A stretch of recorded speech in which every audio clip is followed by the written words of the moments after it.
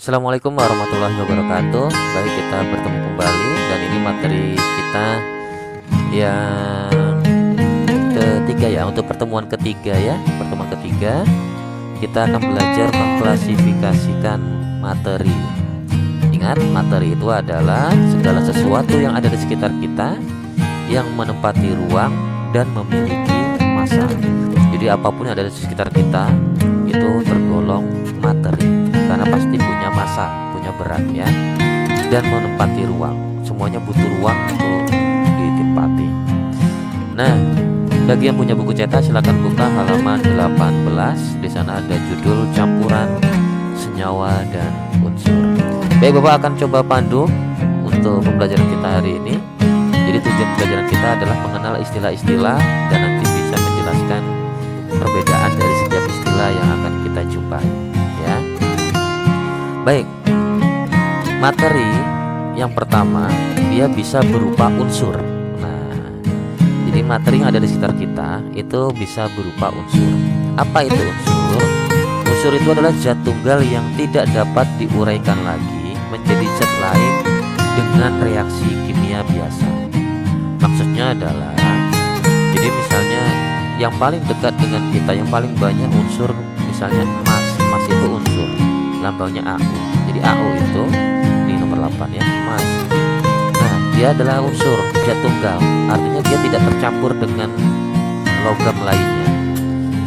Atau besi misalnya, besi itu adalah unsur, jadi murni di dalam komponen materi tadi itu hanya ada besi. Nah, kalau kita lihat di sini, ini dicontohkan ada 30 unsur. Kalau kita ingin lebih jelas lagi, kamu bisa membuka buku cetak kamu bagian belakang di sebelah biodata penulis, di sebelah biodata penulis halaman 294. Di sana ada tabel periodik unsur. Jadi semua yang ada di dalam tabel itu dinamakan unsur. Dia zat tunggal. Jadi jumlah unsur itu jumlahnya banyak, ada lebih dari 100 unsur ya. Zat tunggal yang tidak dapat diuraikan lagi menjadi zat lain. Oke. Jadi kalau ingin tahu contoh unsur, lihat halaman 294. Satu tabel semua itu adalah unsur. Oke. Yang kedua adalah senyawa. Apa itu senyawa? Jadi senyawa itu adalah gabungan dari beberapa unsur. Nah, jadi unsur-unsur yang sendiri tadi, jadi jangankan kita ya, unsur aja pengen bergabung ya, pengen punya pasangan dia. Jadi gabungan dari beberapa unsur yang terbentuk melalui reaksi kimia. Misal di sini dicontohkan ada 2 atom hidrogen dengan 1 atom oksigen, mereka bergabung membentuk molekul air H2O. Nah, jadi senyawa itu adalah gabungan dari 2 atau lebih unsur yang terbentuk melalui reaksi kimia dan melalui reaksi kimia. Contohnya ya. Nah, contohnya di sini bisa kita lihat sama-sama. Nah, unsurnya tidak boleh sama ya. Yang namanya senyawa, unsurnya tidak boleh sama. Contoh di sini asam asetat. Asam asetat unsurnya ada C, ada H, ada C, ada O, ada H. Oke, sedikit Bapak perjelas kembali tadi tentang unsur. Terlupa tadi. Unsur itu dia bisa ditulis dalam 1 huruf ataupun bisa 2 huruf. Nah, misal di sini. Kalau kita menjumpai dia hanya 1 huruf seperti ini, F, jelas dia berarti 1 unsur. Jika unsur itu ditulis dalam 2 huruf, ini banyak contohnya. Misalnya Ga, maka cara penulisannya huruf pertama besar, huruf keduanya kecil. Jadi kalau ada misalnya F, E, berarti ini 1 unsur. Ada F, E, F-nya besar, E-nya kecil. Tapi kalau kita menjumpai misalnya ada C, ada O, dua-duanya besar, berarti ini sudah 2 unsur. Jadi ingat ya, unsur itu cara penulisannya, kalau 1 huruf ya udahlah dia huruf besar, kalau 2 huruf berarti satunya besar, satunya kecil. Oke, gitu ya. untuk memperjelas tentang unsur. Oke, jadi ini tadi kalau kita punya asam asetat, ini dia berarti ada berapa unsur tadi? C, H, C, O, H. Berarti ada C, ada H, ada O, ada 3 unsur ya penyusunnya. Amonia ada N, ada H. Dua-duanya huruf besar, berarti beda unsur nih. N sendiri, H sendiri. Tapi kalau ada kalsium karbonat ada Ca, ingat Ca, C-nya besar, A-nya kecil. Itu berarti satu unsur. Berarti unsur Ca dengan unsur C dengan unsur O. Ada 3 unsur. Soda kue berarti ada Na satu unsur, H satu unsur, C satu unsur, O satu unsur. Berarti ada 4 unsur pembentuk soda kue. Oke, itu jadi apa senyawa? Gabungan dari beberapa unsur. Bisa 2 unsur, bisa lebih. Yang penting unsurnya tidak boleh sama ya. Tidak sama itu maksudnya sama. Kalau sama itu maksudnya misalnya H dengan H jadi H2. Ini bukan senyawa ya. Ini bukan senyawa.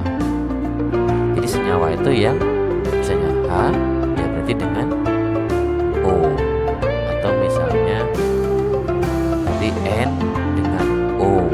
Nah, ini berarti sudah jadi senyawa. Unsurnya berbeda.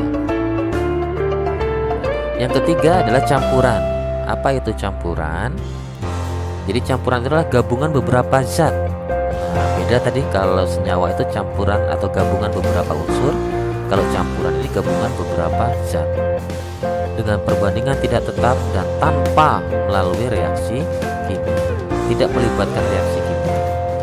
Contoh misalnya di sini, kita melarutkan garam dalam air. Itu merupakan campuran. Atau melarutkan gula, atau mencampur membuat adonan makanan kue. Nah, itu bisa jadi adalah campuran ya. Tapi nanti kalau dia dalam makanan atau minuman bisa saja terjadi reaksi kimia. Kalau sudah jadi reaksi kimia berarti bukan campuran namanya nanti ya. Air sungai, ada di air sungai itu ada benda-benda yang bercampur, ada kotor-kotorannya gitu ya, ada pasir, ada tanah. Berarti itu namanya campuran melalui proses alamnya biasa. Nah, sekarang kita lihat ini dia perbedaan antara campuran dan senyawa. Campuran itu terbentuk tanpa reaksi kimia. Kalau senyawa melalui reaksi kimia. Kalau campuran perbandingan massa unsur dan senyawanya tidak tetap. Atau air sama gula tadi kita suka-suka kita ya kan, mau berapa campuran, mau berapa perbandingannya. Tapi kalau senyawa itu perbandingannya selalu tetap. Contoh misalnya H2O tadi kan air ini, H2O itu air. Air itu perbandingannya selalu tetap, hanya 2, O-nya 1. Dimanapun, di Bajubang, di Bulian, di Jambi, di luar negeri sekalipun, yang namanya air perbandingannya selalu 2/1. Hanya 2, O-nya 1. Itu maksud perbandingannya tetap. Yang ketiga, tersusun dari beberapa unsur atau beberapa senyawa. Jadi contoh tadi misalnya kita melarutkan gula, ini gula dengan air, karena ini berarti sudah 2 senyawa. Air senyawa sendiri, gula juga senyawa. Jadi gabungan beberapa senyawa besar atau beberapa unsur tapi tanpa melalui reaksi. Kalau senyawa dia hanya tersusun dari beberapa unsur saja. Sedikit hanya 4 Yang keempat, komponen penyusun campuran sesuai dengan sifat, artinya sifatnya tidak hilang. Ketika gula dimasukkan dalam air, gula itu tanpa dimasukkan dalam air, kalau kita cicip dia kan rasanya manis. Ketika kita masukkan ke dalam air, kita minum airnya, rasanya menjadi manis. Artinya sifat gula itu tidak berubah ketika dia masuk ke dalam air. Sebelum masuk ke dalam air dia manis, setelah masuk ke dalam air dia tetap manis. Tapi kalau senyawa itu nanti komponen penyusun senyawanya berbeda dengan yang asli. Di awal kemarin Bapak ada contohkan Na yang reaktif jodoh sama Cl yang beracun. Ternyata begitu menjadi NaCl, Na-nya sifatnya hilang, Cl sifatnya hilang, membentuk sifat baru. Dan gitu ya. Yang terakhir, campuran itu terjadi melalui proses fisika. yang nanti dia dapat dipisahkan juga dengan cara teknik fisika ya. Kalau senyawa dia melalui proses kimia yang nanti dia untuk memisahkannya juga harus melalui proses kimia. Baik, ada 5 perbedaan campuran dan senyawa. Terima kasih. Silakan dicatat, pahami baik-baik. Jika ada pertanyaan silakan ditanyakan di grup ya, atau jawab ke Bapak. Assalamualaikum warahmatullahi wabarakatuh.